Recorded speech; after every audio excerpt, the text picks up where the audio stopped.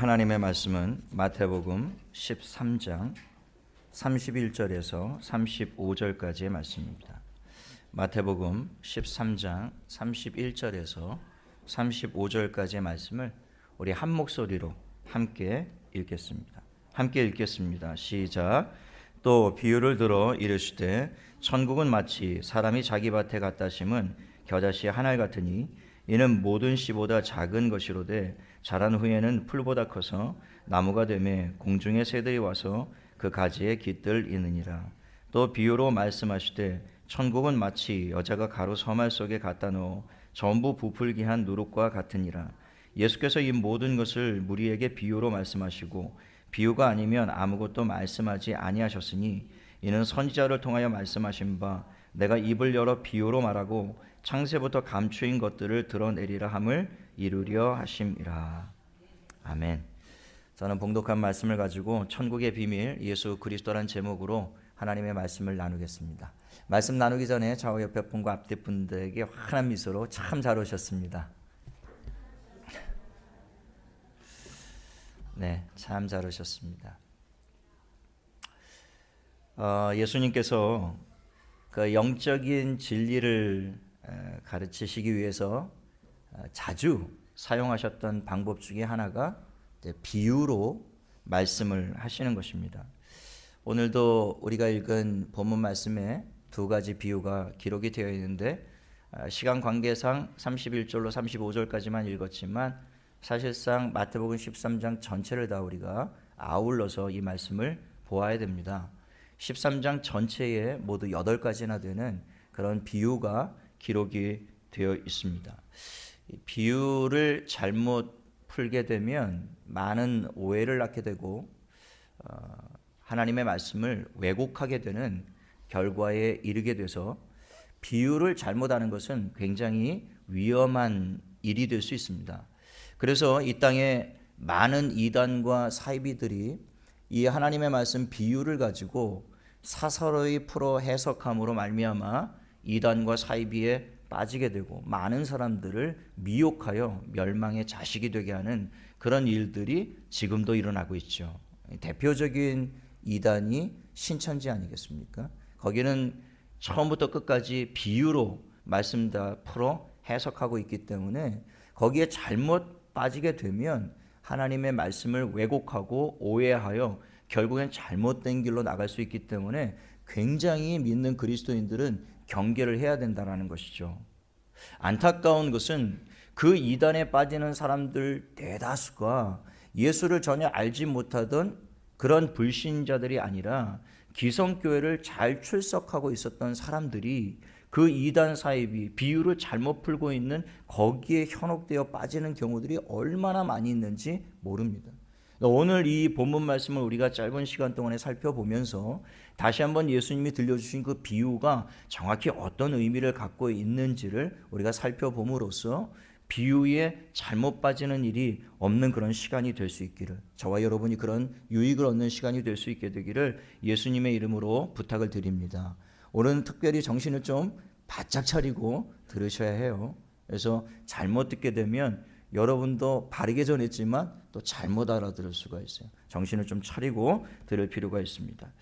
비유라는 말을 헬라어로 파라볼레, 영어에서는 패러볼 이렇게 얘기하죠. 파라볼레라는 단어를 사용하는데 두 가지 단어의 합성어입니다. 하나는 파라, 나란히, 그리고 볼레, 놓다 이런 뜻이에요. 그러니까 파라볼레는 나란히 놓다 그겁니다. 두 가지를 나란히 놓는 것을 비유라고 그래요. 그러니까 어떤 물건을 다른 물건과 비교해 보기 위해서 나란히 놓는 것, 그것이 비유라는 것입니다. 그러니까 여기에는 비유의 말씀이 있고 여기에는 이 비유가 의미하는 본래의 뜻, 이 두 가지를 함께 보아야 비로소 비유가 완성이 된다, 그런 의미인 것이죠.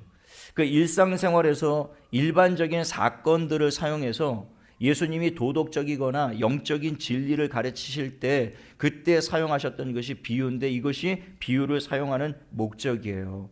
흔히 우리 주변에서 볼 수 있는 물건이나 사건이나 일들을 통하여 영적이거나 도덕적인 진리를 주님이 설명하시기 위해서 사용하셨던 것이 바로 비유이거든요. 그래서 이 신약 성경에만도 비유가 75개가 기록이 되어 있어요. 이 중에서 예수님이 사용하셨던 비유가 40개가 넘습니다. 우리가 잘 알고 있는 비유 중에 탕자의 비유, 달란트 비유, 잃은 양의 비유, 선한 사마리아인의 비유, 혼인잔치의 비유, 열처녀의 비유, 양과 염소의 비유, 너무 많이 있지 않습니까? 예수님이 그런 비유들을 통해서 오늘 우리에게 들려주시는 것은 그것을 통해서 우리에게 영적인 진리를 보여주시기를 원하시기 때문에 그런 비유들을 사용하셨다라고 하는 것이죠. 오늘 본문에 우리가 다 읽지 않았지만 마태복음 13장 전체에도 8개나 되는 그 비유가 나와 있는데요. 3절로 8절에 보시면 첫 번째 비유가 씨 뿌리는 비유입니다. 우리가 잘 알고 있는 비유죠. 어떤 사람이 밭에 씨를 뿌렸더니 어떤 씨는 길가에 떨어지고 어떤 씨는 돌밭에 떨어지고 어떤 씨는 가시밭에 떨어지고 어떤 씨는 좋은 땅에 떨어지더라. 길가에 떨어졌다라는 것은 흙이 덮이지 않으므로 새들이 와서 그 씨를 다 먹어버렸고, 돌밭에 떨어졌다라는 것은 뿌리가 잠깐 내리지만 깊이 내리지 못하므로 해가 돋음으로 다 말라버렸다. 그리고 가시밭에 떨어진 그 씨는 뿌리를 내리지만 결국에는 가시가 그 기운을 막아서 결국엔 결실하지 못하더라. 그리고 마지막 좋은 땅에 떨어진 씨는 100배, 60배, 30배의 결실을 맺더라. 이 비유의 말씀을 들려주고 계세요. 두 번째 비유는 24절로 30절에 나와 있는데 흔히 가라지 비유라고 알고 있습니다. 알곡과 가라지 비유. 어떤 사람이 이 밭에 나가서 씨를 뿌립니다.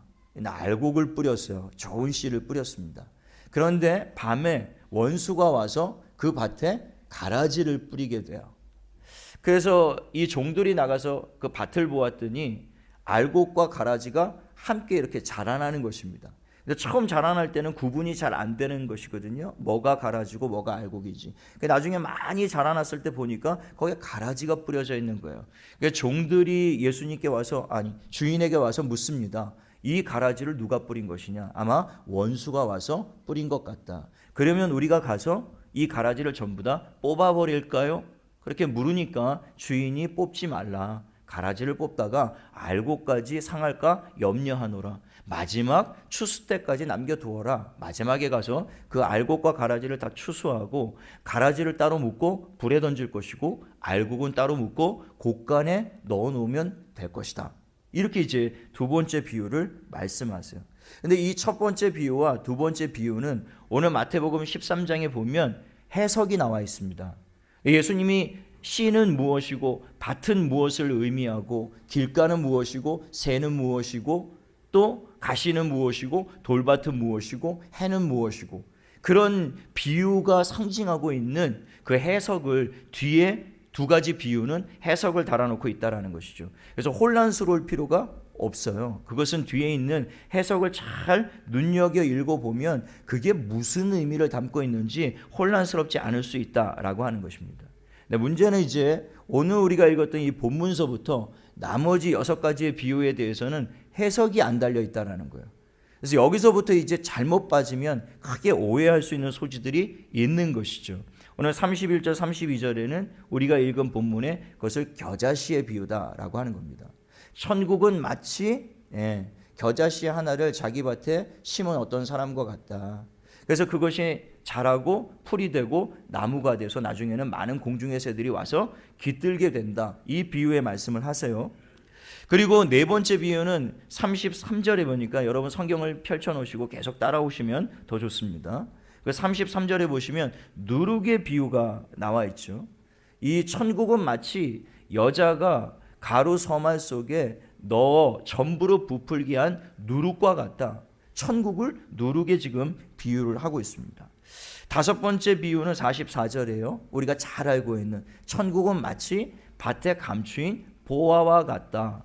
어떤 사람이 밭을 기경하다가 보화를 발견하고는 너무 기뻐서 그것을 덮어두고 돌아가서 자기의 모든 소유를 다 팔아다가 돌아와서 그 밭을 샀더라. 이 비유예요. 그 다음에 나오는 45절 46절의 비유는 또 천국은 마치 좋은 진주를 구하는 장사와 같다. 이 사람이 좋은 진주를 구하기 위하여 전국 각지를 다니다가 좋은 값진 진주를 발견하게 되면 자기의 전부를 다 소유를 팔아서 그 값진 진주를 얻는 것, 그게 바로 천국이다. 주님이 그 말씀을 하셨어요. 그리고 47절 48절에 보면 또 천국은 마치 바다에 치는 각종 물고기를 모는 그물과 같다. 나중에 그 그물에 물고기가 다 잡히면 좋은 것과 좋은 물고기와 나쁜 물고기를 갈라놓은 것과 같다. 그게 천국이다 이렇게 말씀하세요. 마지막 8번째 비유가 이제 52절에 예수께서 이르시되 그러므로 천국의 제자된 서기관마다 마치 새 것과 옛 것을 그 곳간에서 내오는 집주인과 같다. 이런 비유의 말씀을 하세요. 자, 여기까지 제가 8가지의 비유에 대해서 쭉 개요적으로 말씀을 드렸는데요. 이해가 되시나요? 주님이 이 비유 8가지를 말씀하신 그 본래의 목적과 이유가 무엇인지 여러분 이해가 되세요? 알쏭달쏭하시죠? 비유만 듣게 되면요, 이게 무슨 뜻인가 이해가 잘 되지를 않아요. 이런 뜻 같기도 하고 저런 뜻 같기도 하단 말입니다. 그러니까 비유만 들어서는 그 비유가 설명하고자 하는 뜻을 알 방법이 없는 거예요. 왜냐하면 이것이 비유의 특징이기 때문에 그렇습니다. 그래서 비유는 반드시 설명이 붙어야만 비로소 이해가 되는 것이에요. 제 아내가 한 번은 저하고 여러 가지 이야기를 이렇게 막 논쟁을 하다가 갑자기 이런 얘기를 하더라고요. 우리 부부는 로또야. 아마 알고 계시는 분이 계실 거예요. 이 뜻이 무엇인지. 그런데 아는 분은 지금 웃고 계시고 대다수는 모르시는 것 같네요. 우리 부부는 로또야. 저희는 처음에 들었을 때 이게 무슨 소리인지 모르겠더라고요. 왜 우리 부부가 로또인가? 가만히 생각하다 물었어요. 왜? 대박이야? 그때 제 아내가 아니 너무 안 맞아. 로또가 너무 안 맞지 않습니까? 그러니까 우리 부부는 너무 안 맞는데요. 뭐가? 처음에 그 우리 부부는 로또가 이랬을 땐 이해가 잘 안 됐다가 갑자기 우리는 너무 안 맞아. 이 얘기를 듣고 나니까 너무 이해가 되는 거예요. 아, 그렇구나. 우리 부부는 정말 로또다. 로또 1등에 당첨될 확률이 800만 분의 1이라고 하니까 뭐 평생에도 1등 당첨될 확률이 거의 없는 것이나 마찬가지죠. 그럼에도 불구하고 로또를 계속 사는 이유가 무엇이겠습니까? 한 번은 맞겠지. 이런 희망을 가지고 사는 것처럼 부부가 사는 이유도 그런 건 아니겠습니까? 살다 보면 맞을 때가 오겠지. 그러고 그냥 참고 인내하고 서로 긍휼히 여기면서 사는 것이 아닌가 그런 생각이 들어요. 어떤 할아버지 할머니가 그 퀴즈에 나가서 퀴즈를 푸는데 아마 알고 계신 분들이 계실지도 모르겠어요. 할아버지가 설명하고 할머니가 맞추는 거예요. 할머니 뒤에 글자가 떴어요. 천생연분. 그러니까 이 할아버지가 설명을 합니다. 여보, 당신하고 내 사이가 뭐지? 당신하고 내 사이. 그러니까 이 할머니가 왼수? 그러는 거예요. 그러니까 그거 말고 네 글자로 어때? 평생 왼수? 그러더랍니다. 부부가 참 맞기가 어렵죠. 아무튼 비유라는 것은 설명이 따라 붙지 않으면 이해하기가 어려워요. 그러니까 주님이 비유로 말씀하신 그 모든 비유들은 반드시 올바른 해석과 설명이 붙어야만 그 영적인 진리를 우리가 바르게 이해할 수 있다라고 하는 겁니다. 오늘 34절과 35절을 보시면 예수께서 이 모든 것을 무리에게 비유로 말씀하시고 비유가 아니면 아무것도 말씀하지 아니하셨으니, 그러니까 이 마태복음 13장에 8가지의 비유를 기록하시면서 큰 무리들에게 말씀을 가르치시면서 비유가 아니고서는 말씀을 하지를 않으시는 거예요. 지금 그 말씀을 하고 있는 겁니다. 그 비유를 그렇게 말씀하신 이유를 이는 선지자를 통하여 말씀하신 바 내가 입을 열어 비유로 말하고 창세부터 감추인 것들을 드러내리라 함을 이루려 하심이라. 그러니까 지금 예수님이 이 비유로 말씀하신 이유가 무엇이냐면 창세부터 감추인 것들을 드러내기 위함이었다라고 하는 겁니다. 그러니까 창세로부터 감추인 것들을 주님이 다른 말로 오늘 본문 11절에 보면요, 천국의 비밀이다 이렇게 말씀하세요. 그 11절 보니까 대답하여 이르시되 천국의 비밀을 아는 것이 너희에게는 허락되었으나 그들에게는 아니 되었나니. 그러니까 지금 이 마태복음 13장에 나오는 모든 비유들은 주님이 제자들에게 천국의 비밀이 무엇인지, 창세부터 감추인 것들이 무엇인지 그것을 가르쳐 주기 위해서 하신 비유들이 오늘 이 본문의 비유들의 말씀이었다라고 하는 겁니다. 여러분, 천국의 비밀이 무엇입니까? 창세부터 감추인 것이 무엇인가요? 하나님이 구약 성경에 꽁꽁 감추어뒀던 것이 무엇이죠?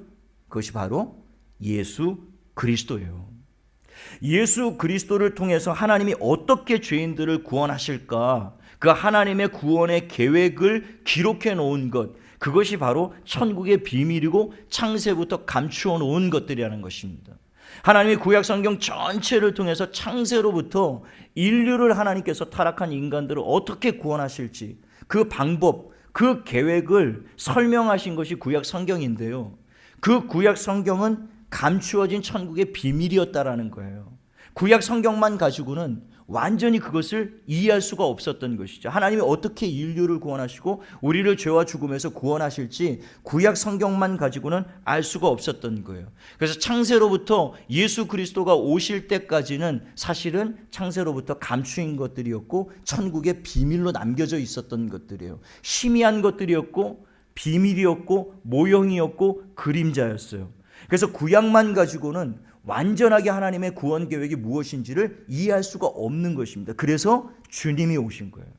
주님이 오셔서 그 비밀이 무엇인지, 하나님이 인간을 어떻게 타락한 인간을 죄와 죽음에서 구원하실지에 대해 완전한 계획을 우리에게 완전하게 보여주시고 계시하시기 위해서 오신 분이 바로 이 예수 그리스도다라고 하는 겁니다.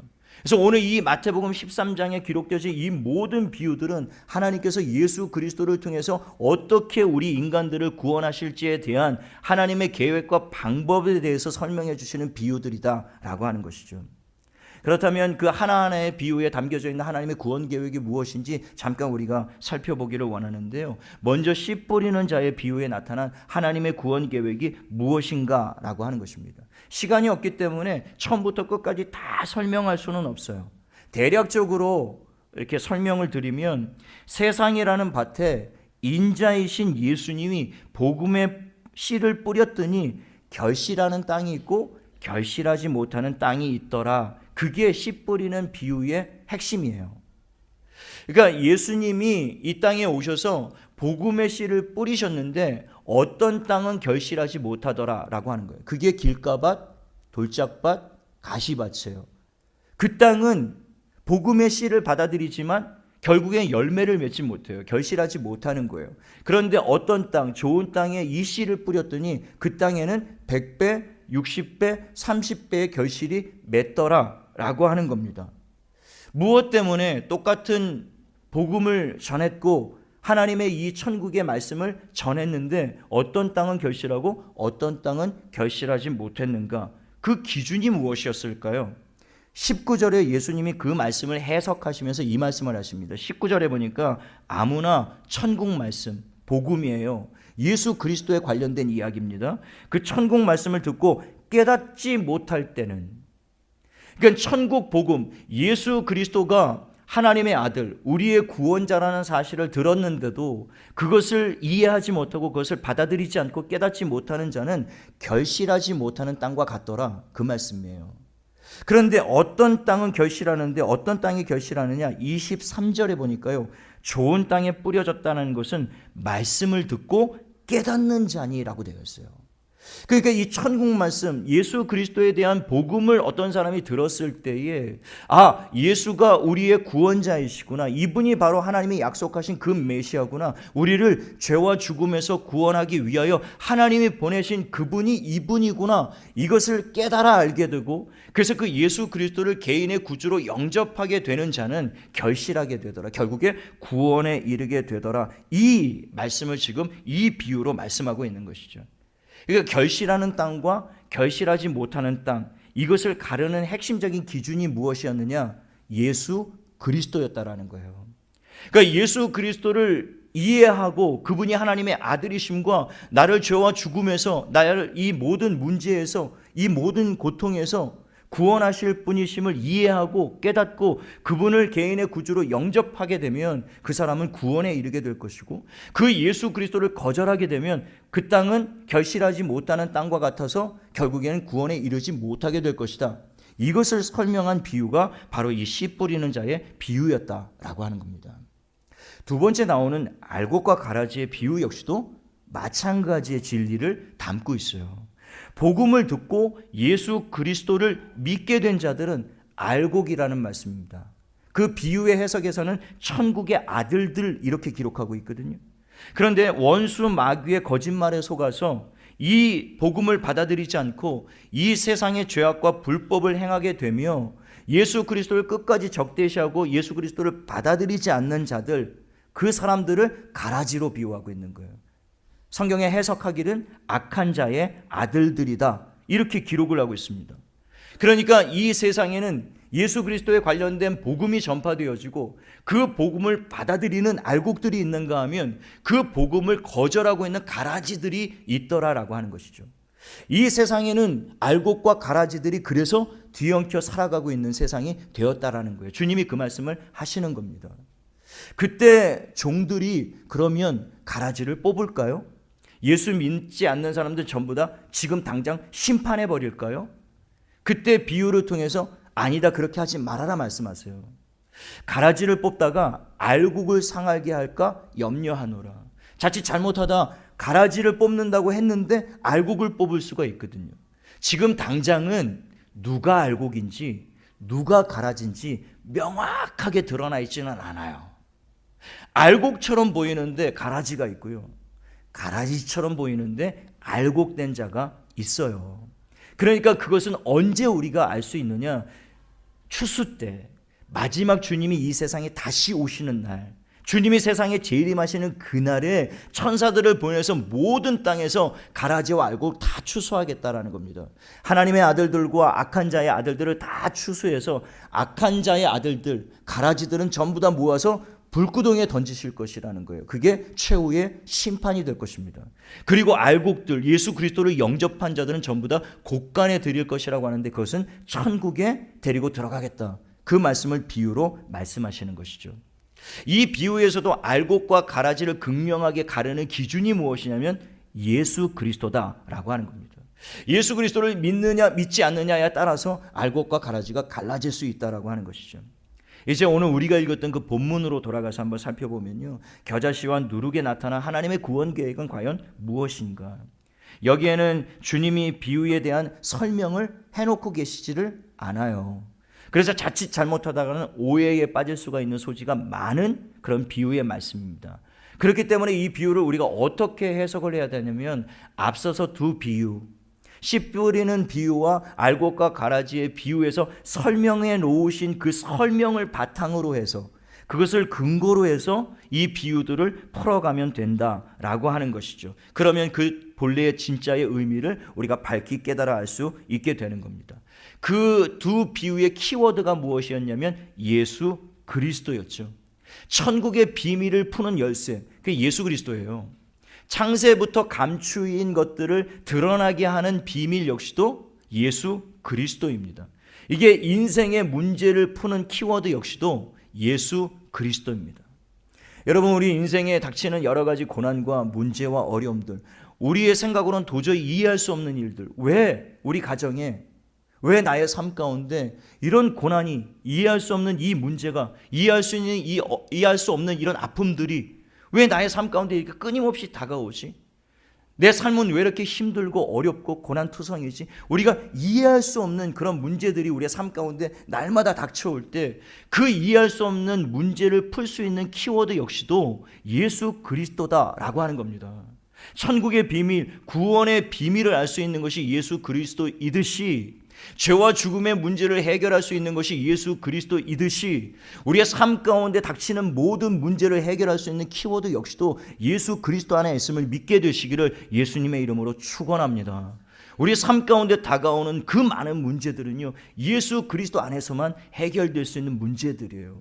우리가 예수 그리스도를 떠나서는 우리 인생 가운데 닥쳐오는 그 문제들을 풀 방법이 없어요. 열쇠가 없는데요, 풀리지가 않습니다. 열 수가 없어요. 우리의 인생의 그 많은 문제와 그 고민들을 이해할 수가 없는 거예요.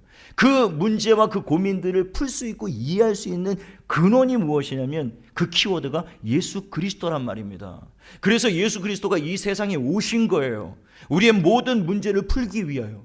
우리가 우리의 힘으로는 도저히 풀 수 없는 문제, 우리의 힘으로는 도저히 감당할 수 없는 그 문제들, 그것을 풀기 위하여 오신 분이 예수 그리스도이시고, 그 예수 그리스도를 통하여 우리 인생의 그 문제를 풀어주시기 위하여 그 아들을 보내신 분이 하나님이라는 사실을 오늘 이 진리를 통해서 우리에게 보여주고 계시는 것이죠. 그러므로 힘들고 어려운 일이 부딪힐 때마다 저와 여러분은 날마다 키워드 되시는, 우리의 문제를 해결할 수 있는 예수 그리스도 앞에 날마다 가까이 나아가는 저와 여러분의 삶이 되시기를 예수님의 이름으로 축원합니다. 오늘 31절 보십시오. 또 비유를 들어 이르시되 천국은 마치 사람이 자기 밭에 갖다 심은 겨자씨 하나 같으니, 이게 무슨 뜻인지 이해하기가 사실 어려워요. 하나하나 풀어보기를 원하는데요. 겨자씨를 심는 사람이 나와 있죠. 31절에. 그 사람이 누구냐면 37절의 해석에 보면 좋은 씨를 뿌리는 자는 인자요, 이렇게 나와 있습니다. 그러니까 그 인자는 예수 그리스도를 의미하는데요. 오늘 이 본문에서는 하나님으로 해석하는 것이 타당합니다. 그러니까 하나님이 자기 밭에 겨자씨 하나를 심었다, 그 말씀인데요. 그 자기 밭이 무엇이냐면 밭은 38절에 보니까 그 알곡과 가라지에 비유해서 밭은 세상이요, 이렇게 나와 있어요. 그러니까 지금 하나님이 겨자씨 하나를 세상에 심으셨다라는 거예요. 근데 거기 보니까 그냥 밭이 아니라 무슨 밭이죠? 자기 밭이라고 되어 있습니다. 하나님에게 자기 밭은 이스라엘을 의미하는 거예요. 그러니까 이 비유의 말씀은 하나님이 이스라엘 안에 바로 씨 하나를 심으셨다. 그런데 겨자씨 하나, 이게 참 재밌는 비유예요. 여러분, 농부가 이 농사 지을 때, 씨를 뿌릴 때 겨자씨 하나만 가져가가지고 밭에 이렇게 딱 심어두는 농부가 있습니까? 상식적으로 그렇게 농사 짓는 사람들은 없죠. 겨자씨를 뿌릴 때는 많은 겨자씨를 가지고 밭에 흩뿌리는 겁니다. 많이 뿌리는 거죠. 그렇게 많이 뿌려도요, 씨 뿌리는 자의 비유에 보면 어떤 것은 길가에 떨어지고 어떤 것은 돌밭에 떨어지고 어떤 것은 가시밭에 떨어집니다. 결실하지 못해요. 많이 뿌린다고 그것이 다 결실을 맺는 것은 아니에요. 하물며 겨자씨 하나를 갖다 심으면 그것이 결실할 확률이 얼마나 되겠습니까? 그 결실할 확률이 없는 것이죠. 그럼에도 불구하고 오늘 비유에서는 겨자씨 하나를 심었다라고 하는 거예요. 그 하나에 중요한 의미가 있는 것이죠. 모노게네스, 독생자 예수 그리스도를 상징적으로 보여주기 위하여 하나님이 자기 밭 이스라엘에 겨자씨 하나를 심으렸다는 거예요. 그러니까 그 하나가 상징하고 있는 게 바로 예수 그리스도라는 것이죠. 그 씨가 상징하는 바 역시도 예수 그리스도를 의미하는 거예요. 여러분, 아브라함의 자손이라고 얘기할 때 그건 예수 그리스도를 말하는 것이거든요. 아브라함의 자손. 그때 그 자손의 원문을 보면 그게 씨예요, 씨. 그래서 갈라디아서 3장 16절에 보면 이 약속들은 아브라함과 그 자손에게 말씀하신 것인데 여럿을 가리켜 그 자손들이라 하지 아니하시고 오직 한 사람을 가리켜 내 자손이라 하셨으니 곧 그리스도라. 그러니까 아브라함의 자손이 얼마나 많습니까? 하늘의 별과 같고 바다의 모래와 같이 많아요. 그러니까 아브라함의 자손들이다, 이렇게 말을 해야 되는데 언제나 아브라함의 자손이라고 이야기를 한다고요. 근데 한 사람 얘기하는 거죠. 많은 아브라함의 자손들이 있는데 오직 한 사람을 가리켜 그를 아브라함의 자손으로 부르는 거예요. 그가 누굽니까? 곧 그리스도다라고 하는 것이죠. 그러니까 아브라함의 씨가 그리스도예요. 그리고 다윗의 자손, 성경에 수많은 병든 자들이 예수님 앞에 나와서 다윗의 자손이요, 나를 불쌍히 여기소서. 메시아를 상징적으로 말씀할 때 다윗의 자손이라고 부르는데요, 거기에서 자손 역시도 원문에 보면 씨라고 되어 있습니다. 그러니까 아브라함의 씨, 다윗의 씨가 상징하는 것이 무엇이냐? 그것이 예수 그리스도라는 거예요.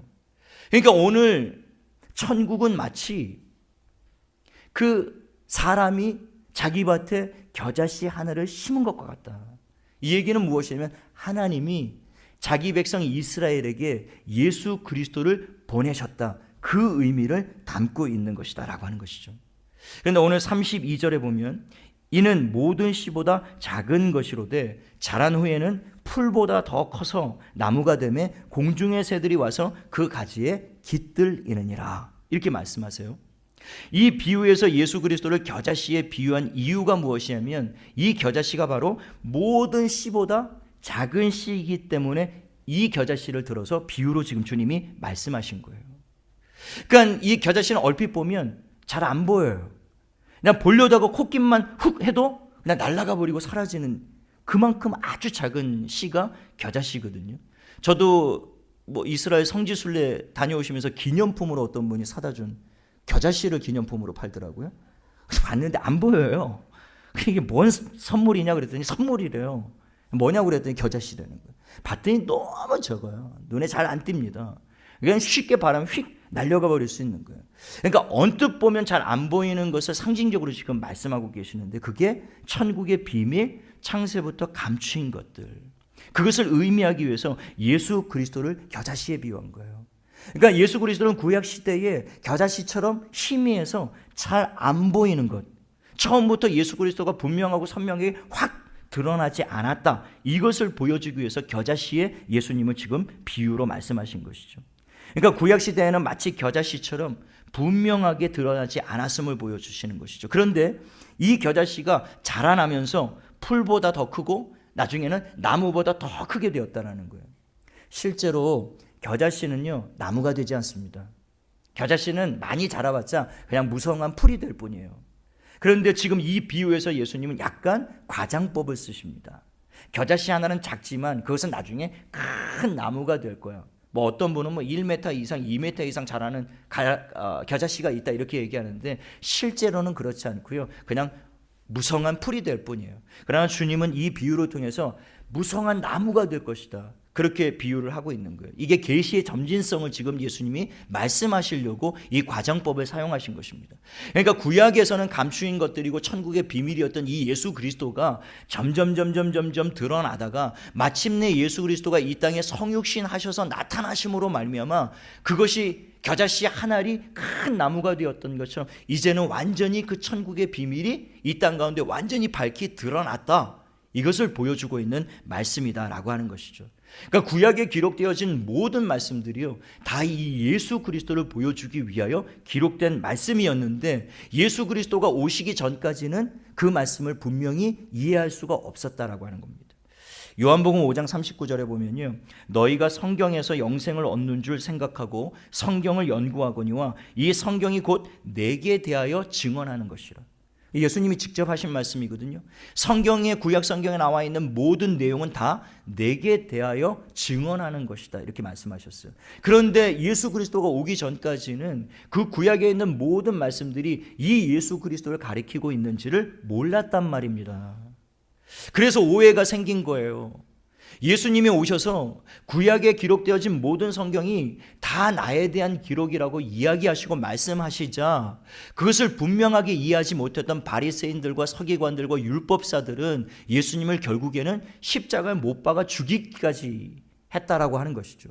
그 예수 그리스도가 누구인지를 정확히 이해하지 못한 사람들은 결국엔 예수님을 떠나더라라고 하는 겁니다. 지금 이 땅에도요, 예수 그리스도가 누구인지를 정확히 이해하지 못하고 구약 성경 창세로부터 지금까지 오는 날까지 인류를 죄와 죽음에서 구원하실 분으로 하나님은 예수 그리스도 한 분을 인류 가운데 보내주셨음에도 불구하고 여전히 이 땅에는 이 예수 그리스도가 천국의 비밀이며 창세부터 감추인 것들이며 우리를 죄와 죽음에서 구원하실 하나님이 보내신 그 메시아라는 사실을 이해하지 못하고 깨닫지 못하고 받아들이지 못하고 구원을 얻지 못하는 사람들이 이 땅에는 여전히 많이 있음을 지금 주님이 말씀하고 계시는 거예요. 그런데 오늘 놀랍게도 그 겨자씨 하나가 큰 나무가 되었는데 그 나무에 누가 와서 깃들이게 됩니까? 오늘 본문에 보니까 공중에 새들이 와서 깃들이더라. 지금 계속 비유로 말씀하셨기 때문에 이 공중의 새들 역시도 비유로 우리가 해석을 해야 되는데 이게 논란이 굉장히 많아요. 왜냐하면 씨 뿌리는 비유에서 새가 상징하는 게 마태복음에는 악한 자로 나와 있고요, 마가복음에는 사탄으로 나와 있고요, 누가복음에는 마귀라고 나와 있습니다. 그러니까 지금 이 비유에 의하면 지금 이 나무에 깃들인 새들은 다 뭐예요? 사탄이고 마귀인 거예요.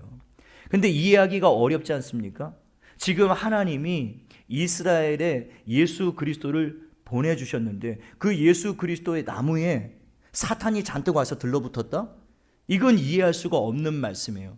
그러니까 이것은 다른 것을 지금 상징적으로 보여 있는 것임을 우리가 이해해야만 됩니다. 그래서 다른 성경을 우리가 살펴볼 필요가 있어요. 살펴보니까 사도행전 10장에 키가 있더라고요. 사도행전 10장에 보면 사도 베드로가 하나님 앞에 나가서 기도하는 장면이 나옵니다. 그때 비몽사몽간에 환상을 하나 보게 되는데요. 여러분도 다 알고 있는 환상이에요. 보자기에 그릇을 담아서 내려왔는데 거기에 4발 달린 짐승, 기는 것, 공중에 나는 것들이 그 안에 잔뜩 들어있는 거예요. 그런데 그것을 보자마자 소스라치게 놀라죠. 왜냐하면 부정한 짐승들이었거든요. 율법에 명확하게 정하고 있는 부정한 짐승들이 잔뜩 담겨 있는 겁니다. 그래서 사도 베드로가 깜짝 놀라요. 그런데 더 놀라운 것은 그 다음에 하나님께서 음성으로 베드로에게 그 짐승들을 잡아 먹으라 이렇게 말씀하세요. 이게 얼마나 이게 소스라치게 놀라는 일이냐면 이 유대인들에게는 상상할 수도 없는 일이거든요. 부정한 음식, 율법에 정한 이 부정한 음식을 먹는다라는 것은요, 이건 너무너무 끔찍한 일이에요. 그것은 마치 전에도 제가 말씀드렸지만 강아지를 사랑하는 홍 목사님에게 보신탕을 드셔라, 이것과 똑같은 이야기예요. 이건 너무 끔찍한 얘기거든요. 이건 있을래 있을 수도 없고 상상할래 상상할 수도 없는 일이에요. 그런데 그것을 3번이나 하나님이 반복하셔서 그 부정한 짐승을 먹으라는 거예요. 그러시면서 이렇게 말씀하십니다. 내가 깨끗하다고 한 것을 네가 더럽다고 하지 말아라. 그 3번 말씀하세요. 이건 역시도요, 비유의 말씀이에요. 비유. 그러니까 이 베드로가 본 환상도 지금 무엇인가를 하나님이 말씀하시기 위한 비유였거든요. 부정한 짐승들. 그런데 비유만 지금 하나님이 말씀하시니까, 보여주시니까 그게 무슨 뜻인지를 알 수가 없는 거예요. 그래서 베드로가 고민합니다. 뭐지? 왜 하나님이 나에게 이런 환상을 보여주시지? 이게 도대체 무슨 의미가 있지? 라고 고민하고 있는 그때에 대문을 두드립니다. 누가? 나가봤더니 여기에 베드로가 있느냐? 봤더니 고넬료, 이방인 백부장 고넬료의 집에서 사람을 보낸 거예요. 우리 주인이 당신을 데려오라 하나이다. 그러니까 베드로가 기겁하고 놀래죠. 왜냐하면 로마 백부장이 갑자기 자기를 데려오라고 하니까 두려움에 쌓일 수밖에 없는 것입니다. 무슨 일 때문인가? 그때 성령이 베드로에게 말씀하세요. 두려워하지 말고 내가 보낸 사람들이니까 너는 그를 따라가라 말씀하세요. 그래서 2 사람을 따라가서 이제 고넬료 이방인 백부장의 집에 들어가서 딱 보니까 거기에 놀라운 광경이 펼쳐지는데요. 그 집안에 고넬료뿐만이 아니라 이방인의 친구들, 가족들, 이웃들, 자기 수하에 있는 모든 이방인들이요, 바글바글 그 고넬료의 집에 모여 있는 거예요. 마치 방금 전에 보았던 그 부정한 짐승들이 그릇에 바글바글 모여 있었던 것처럼 유대인들에게 이방인들은요, 부정한 짐승과 같은 자들이었거든요. 개 취급을 했다고요. 부정한 돼지 취급을 했다고요. 그러니까 베드로가 그 집에 들어가서 막상 이방인들이 와글와글 모여있는 그 모습을 보자 오버랩되는 거예요. 방금 전에 자기가 본 환상의 내용이 무엇인지. 그러면서 이 부정한 사람들이 여기에 바글바글 거리고 있는데요, 유대인들은 이 이방인들과 함께 어울리지도 않고 말을 섞지도 않고 집에 들어가서 한 집에 거주한다? 이것은 상상할래 상상할 수 없는 일이에요. 그런데 성령이 지시를 하셨기 때문에 베드로가 그 집에 들어간 거예요. 들어가서 보니까 이방인들이 그렇게 모여 있습니다. 왜 나를 불렀느냐 물으니까 그때 고넬료가 나와서 엎드려 절하면서 그 이야기를 하는 거예요. 저는 하나님을 경외하는데 제가 하나님께 기도하는 중에 제가 응답을 받았습니다. 하나님이 천사를 보내셨는데 당신이 요파 부두장이 시몬 집에 거주하고 있는 베드로가 있는데 그를 불러다가 하나님의 말씀을 들으라고 하셔서 당신을 청하였으니 우리가 여기 있나이다. 말씀하소서 우리가 듣겠나이다. 그 놀라운 하나님의 계시와 응답을 받았다는 이야기를 듣자 베드로가 그제서야 방금 전에 보았던 그 환상이 무엇을 의미하는지 서서히 깨달아 알기를 시작하는 거예요. 그래서 믿음으로 복음을 전합니다. 예수 그리스도를 전하는 거죠. 천국의 비밀, 창세로부터 감추어진 그것, 예수 그리스도를 믿는 자는 구원을 받게 될 것이다. 이 복음을 전합니다. 이 복음을 전하는데 그곳 가운데 놀라운 일이 벌어지는데요, 이 이방인들이 전부 성령을 받습니다. 성령을 받고 전부 방언을 말하고 하나님이 행하신 놀라운 일들을 찬양하고요, 그리고 전부 다 예수를 그리스도로 영접하는 놀라운 기적이 벌어지는 거예요. 베드로가 너무 놀랐어요. 그리고 우리가 세례를 받기를 원한다. 그 자리에서 세례를 다 줍니다. 그때서야 베드로가 방금 전에 보았던 그 환상이, 그 비유가 무엇을 의미하는지를 완전하게 깨달아요. 그때까지는 베드로는 이 복음이, 천국의 비밀이 유대인들에게만 전하는 것으로 알고 있었거든요. 그래서 유대인들에게만 전했다고요, 복음을. 그런데 이 사건을 통해서, 이 환상을 통해서 지금 베드로가 완전히 깨달은 것은, 이 복음은 유대인들만을 위한 것이 아니라 이방인들에게도 전해야 되는 것이구나. 바로 이 사도행전 10장의 이 사건 때문에요, 본격적으로 이방인 선교의 포문이 활짝 열리게 됩니다. 굉장히 중요한 사건이었던 것이죠. 그러니까 여기에서 지금 힌트를 얻을 수 있는 게 뭐냐면, 오늘 본문에 나와 있는 그 겨자씨의 비유에 보면 공중의 새들이라고 나와 있는데, 거기 베드로가 본 환상 중에 4발 달린 짐승, 기는 것, 그리고 공중에 나는 것이라고 나와 있는데요, 공중에 나는 것이 바로 birds of the air. 이렇게 해서 오늘 본문에 나와 있는 이 단어와 베드로가 본 환상의 그 단어가 동일한 단어를 쓰고 있다는 것을 발견하게 돼요. 이 얘기는 무슨 얘기냐면, 지금 이 겨자씨 비유에 나타난 그 공중의 새들은 무엇을 의미하냐면 바로 이방인들을 의미하는 거예요. 그러니까 이 겨자씨의 비유는 이것이죠. 하나님이 이스라엘 통해서 예수 그리스도를 이 땅에 보내실 것과, 그런데 예수 그리스도를 이 이스라엘 백성들, 유대인들이 받아들이지 않고 그를 십자가에 못 박아 버려버리자 그 복음이 이방인들에게 전파되어 결국에는 수많은 이방인들이 이 복음을 듣게 될 것이고 예수 그리스도를 믿음으로 말미암아 구원을 받게 될 것이다 라는 이야기를 여기에 담아놓고 있었다라고 하는 겁니다. 여러분, 너무 놀랍지 않습니까? 31절과 32절 단 2절이에요. 단 2절입니다. 천국은 사람이 자기 밭에 겨자씨 하나를 심는 것과 같다. 그것이 풀이 되고 나무가 돼서 많은 새들이 깃든다. 이 짧은 2마디예요. 천국의 비밀을 다 담고 있었던 거예요. 창세로부터 감추어진 구원의 비밀을 다 담아두신 거예요. 하나님이 어떻게 인류를 구원하실지, 하나님이 그 아들 예수 그리스도를 세상에 보내셔서 그 예수 그리스도를 이스라엘 백성들이 믿기를 원했는데 이스라엘 백성들이 그 예수 그리스도를 지금도 받아들이지 않고 있지 않습니까? 예수 그리스도를 거절하였더니 이 예수 그리스도에 관련된 복음이 공중의 새들, 이방인들에게 선포가 되어져 이방인들의 수많은 사람들이 예수 그리스도를 믿어 구원을 얻게 되더라라고 하는 성경 전체의 진리를 이 짧은 2구절 속에 담고 있었다라는 것이죠. 이것이 비유의 목적이라는 것입니다. 여러분, 2번째 나와 있는 그 누룩의 비유 역시도 이 겨자씨의 비유와 연결이 되는 것인데요, 33장 한 절로 되어 있습니다. 또 비유로 말씀하시되 천국은 마치 여자가 가루 서말 속에 갖다 넣어 전부 부풀게 한 누룩과 같다. 새로운 인물이 하나 등장하죠. 여자가 무엇을 의미할까?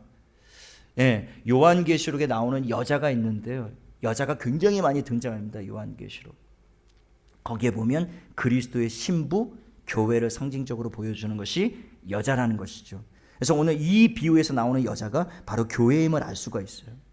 가루 서말 속에, 이것은 무엇을 의미하냐면 세상을 의미하는 것입니다. 왜냐하면 마태복음 13장에 나와 있는 모든 비유 속에 다 세상이라는 것들이 들어가 있어요. 그러니까 복음이 세상에 뿌려지고 사람들에게 뿌려지더라. 그러니까 가루 서말 속이라는 것은 결국 세상을 상징적으로 보여주는 것입니다.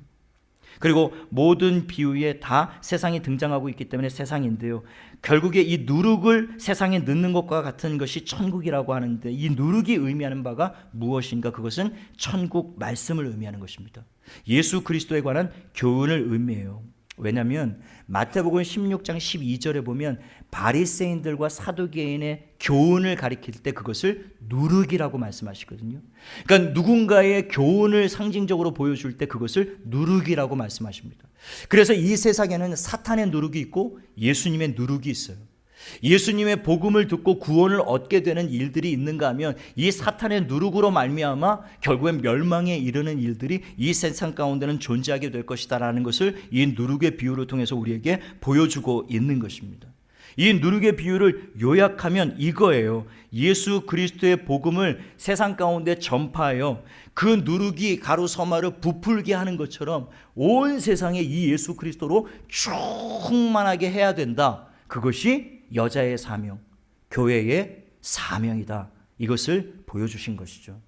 그러므로 예수 그리스도를 믿음으로 말미암아 구원을 받은 교회는요, 반드시 여자가 가루 서말 속에 누룩을 넣는 것처럼, 그래서 그 가루 서말을 다 부풀게 만드는 것처럼 교회는 이제 이 예수 그리스도의 말씀, 복음, 이것을 땅끝까지 전파하여 온 세상에 예수 그리스도로 충만하게 만들어야 될 사명이 저와 여러분의 사명인 것을 깨닫게 되시기를 예수님의 이름으로 축복합니다. 결론적으로 말씀드리면서요, 오늘 이 마태복음 1장 1절은 아브라함과 다윗의 자손 예수 그리스도의 계보라, 예수 그리스도 한 분으로 시작합니다. 그런데 그 마지막은요, 여러분 우리가 잘 아는 것처럼 너희는 가서 모든 민족을 제자로 삼아 아버지와 아들과 성령의 이름으로 세례를 베풀고 내가 너희에게 분부한 모든 것을 가르쳐 지키게 하라. 볼지어다 내가 세상 끝날까지 너희와 항상 함께 있으리라. 이 마태복음이 예수 그리스도로 한 분으로 시작해서 마태복음 마지막이 끝날 때에는 온 열방 가운데 이 겨자씨 한 알과 같은 예수 그리스도, 누룩과 같은 예수 그리스도를 온 열방 모든 민족 가운데 전파하여 온 세상에 이 예수 그리스도로 충만하게 하라. 그것이 제자들에게 마지막 남기신 명령이었다라고 하는 겁니다. 여러분, 이 비유의 말씀들을 깨달으십니까? 아멘. 저와 여러분이 예수 그리스도를 믿음으로 말미암아 구원을 얻게 된 것입니다. 그 예수 그리스도를 믿음으로 말미암아 구원을 받으신 분들은 아멘 합시다.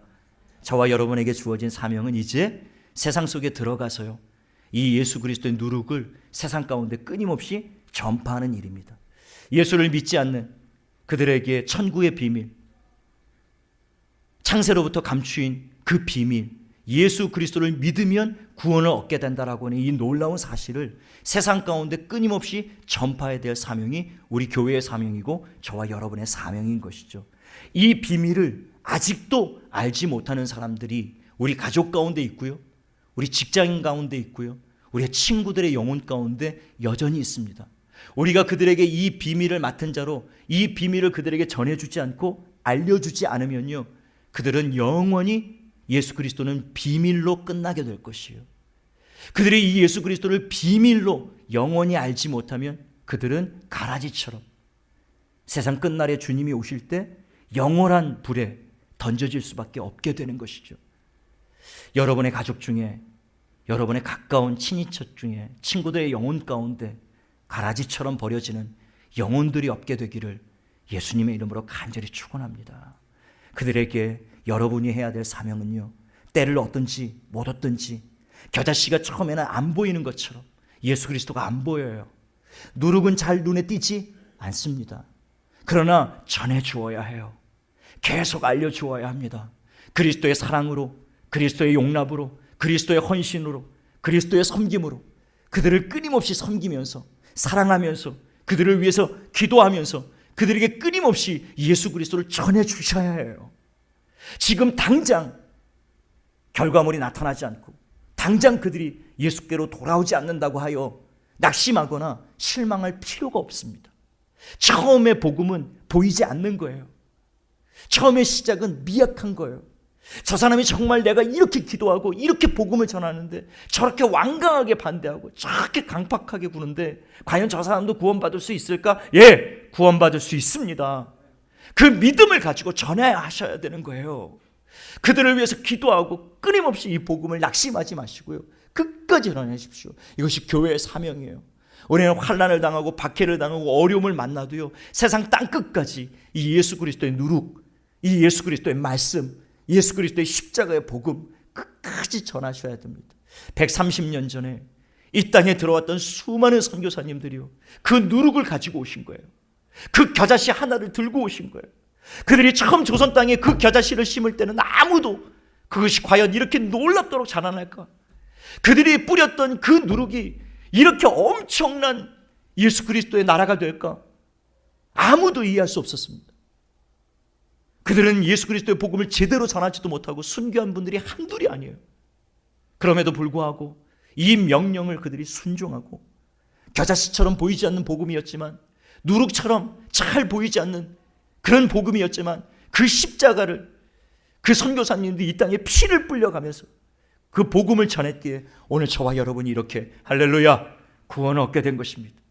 그러므로 우리도 그 겨자씨와 같은, 누룩과 같은 복음을 땅끝까지 전해야 되는 것이고, 땅끝까지 전하고 계시는 선교사님들을 위해서 뜨겁게 후원하고 기도해야 되는 것입니다. 여러분 가정이, 여러분의 직장이, 여러분의 삶이 가루 서말이 날마다 부풀어 오르는 것처럼 여러분이 전하는 복음으로 말미암아 놀라운 변화와 구원의 역사들이 나타날 수 있게 되기를 예수님의 이름으로 축원합니다. 우리 말씀을 생각하시면서 함께 찬양하기를 원하는데요.